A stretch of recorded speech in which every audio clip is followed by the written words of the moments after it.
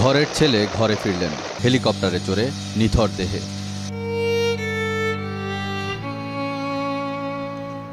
পরিবার আর নিজ জেলা মানিকগঞ্জের মানুষ তাকে বরণ করলেন অশ্রুভেজা চোখে, স্তব্ধ শোকে।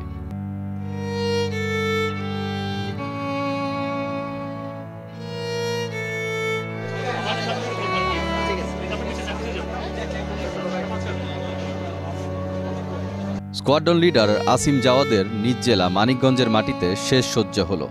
প্রশিক্ষণ বিমান দুর্ঘটনায় নিহত এই বীর বিমান সেনার দাফন সম্পন্ন হয়েছে বেলা 2:30টায়।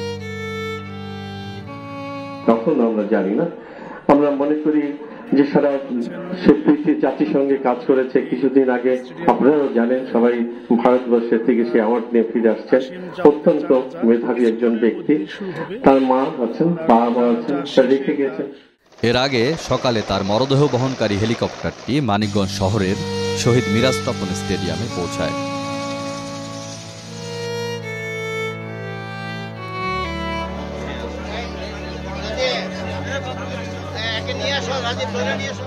বাবা মার একমাত্র সন্তান এই বৈমানিকের মরদেহ পৌঁছানোর খবরে তাকে এক নজর দেখতে পরিবার, আত্মীয় স্বজন ও স্থানীয়রা ছুটে আসেন।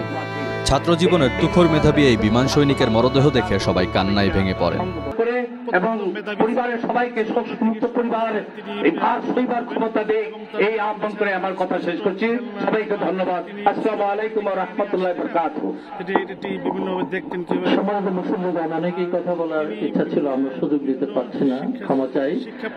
মানিকগঞ্জ স্টেডিয়ামে তৃতীয় নামাজে জানাজা শেষে শহরের শেওতা কবরস্থানে তাকে সমাহিত করা হয়।